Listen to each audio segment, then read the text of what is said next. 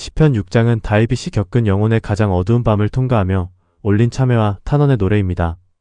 이 시편은 경건한 신자가 겪는 극심한 육체적 고통과 영혼의 고뇌를 가감없이 드러내고 있습니다. 전반부에서 시인은 여호와여 주의 분노로 나를 책망하지 마시오며 주의 진노로 나를 징계하지 마옵소서라고 부르짖습니다. 이는 자신이 겪는 극심한 시련 이면에 하나님의 거룩한 공의와 징계의 손길이 있음을 직시하는 복음주의적 죄의식의 발로입니다. 시인은 뼈가 떨리는 육체의 질고와 영혼이 깊이 떨리는 심적 고통 속에서 여호와여 돌아와 나의 영혼을 건지시며 주의 사랑하심을 따라 나를 구원하소서라고 예언합니다. 다윗은 죽음의 상태인 수월에서는 하나님을 기억하거나 감사할 수 없음을 고백하며 매일 밤 침상을 눈물로 적시고 묘를 적시는 철저한 회개의 자리에 머뭅니다. 그러나 이러한 처절한 탄식은 후반부에 이르러 놀라운 반전을 맞이합니다. 여호와께서 내 울음소리를 들으셨도다라는 확신과 함께 시인은 자신을 괴롭히던 모든 악행하는 자들을 향해 물러가라고 담대히 선포합니다. 하나님께서 자신의 간구를 받으셨고 기도를 들으셨기에 대적들이 부끄러움을 당하고 물러갈 것을 확신하는 승리의 찬가로 시편 6장은 마무리됩니다. 이 시편 6장의 고백 속에는 예수 그리스도의 감추어진 성육신의 신비와 십자가의 고뇌가 깊이 투영되어 있습니다. 그리스도께서는 흠없는 하나님의 아들이시지만 우리 인간이 겪는 모든 비참함과 영혼의 떨림을 친히 체휼하셨습니다. 시편 6장에서 다윗이 고백한 영혼이 깊이 떨린다는 상태는 겟세마네 동산에서 인류의 모든 죄를 짊어지기 직전 예수님께서 겪으신 정신적, 영적 고뇌의 원형입니다. 주님은 십자가를 앞에 두고 마음이 민망하여 죽을 지경에 이르렀다고 말씀하셨으며 심한 통곡과 눈물로 간구와 소원을 올리셨습니다. 시편 6장이 보여주는 예수님의 숨겨진 모습은 단순히 영광 중에 통치하시는 왕의 모습만이 아니라 우리와 똑같이 연약함을 입으시고 침상을 눈물로 적시는 고통의 자리에 내려오신 참된 인간이자 고난받는 종의 모습입니다. 주님은 다윗이 느꼈던 하나님의 진노와 버려짐의 공포를 십자가 위에서 실제로 온전히 겪으셨습니다. 복음주의 관점에서 이는 신성을 가지신 주님께서 인간의 죄책을 짊어지기 위해 스스로 낮아지신 철저한 자기 비움의 사건이며 우리의 고통을 깊이 공감하시고 체휼하시는 대제사장으로서의 면모를 여실히 보여줍니다.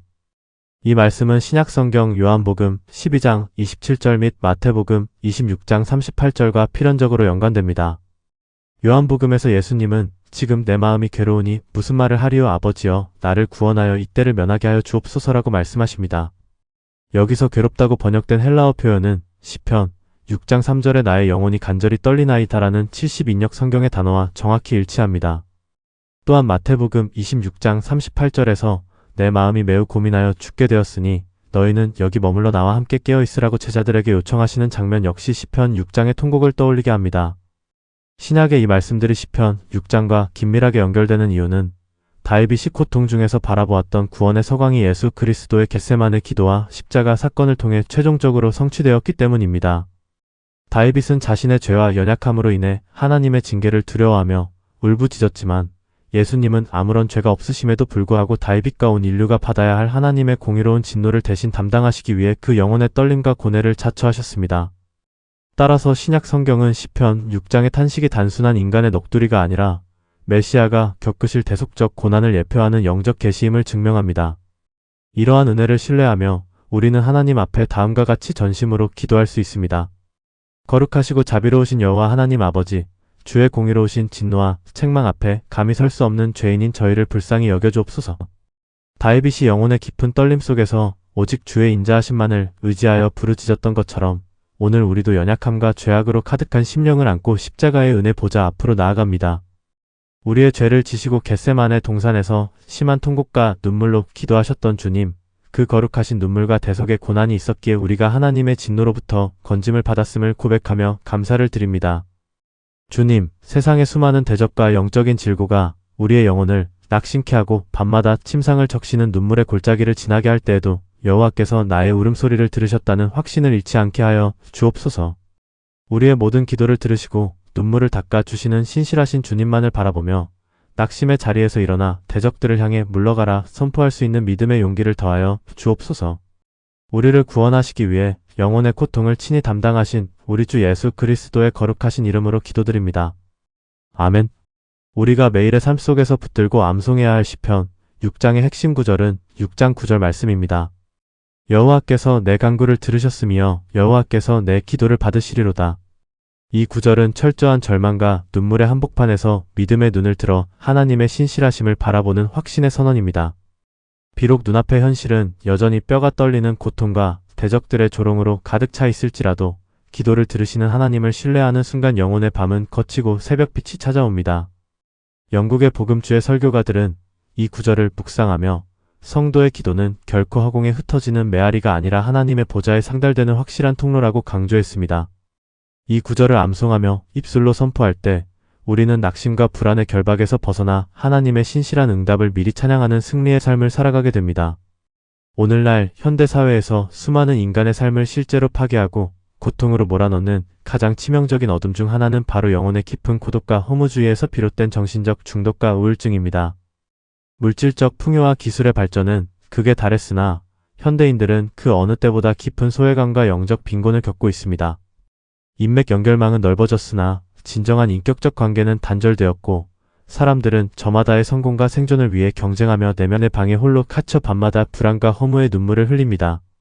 이러한 정신적 황폐함은 알코올, 마약, 디지털 매체 혹은 일과 소비에 대한 극단적인 중독으로 이어져 개인의 인격과 가정을 여실히 파괴하고 있습니다. 이는 현대사회가 마주한 거대한 영적 대적이며 인간의 힘으로는 쉽게 걷어낼 수 없는 짙은 그늘입니다.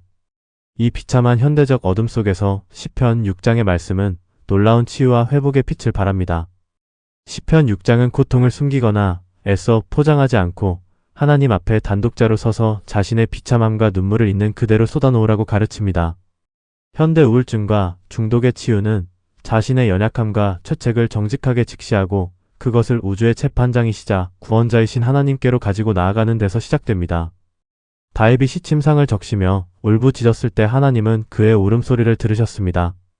마찬가지로 현대인이 세상의 거짓된 위로나 중독 물질이 아닌 십자가에서 나를 위해 몸짓고 눈물 흘리신 예수 그리스도께 나아가 내 영혼이 깊이 떨리나이다라고 정직하게 고백할 때 복음의 치유가 시작됩니다.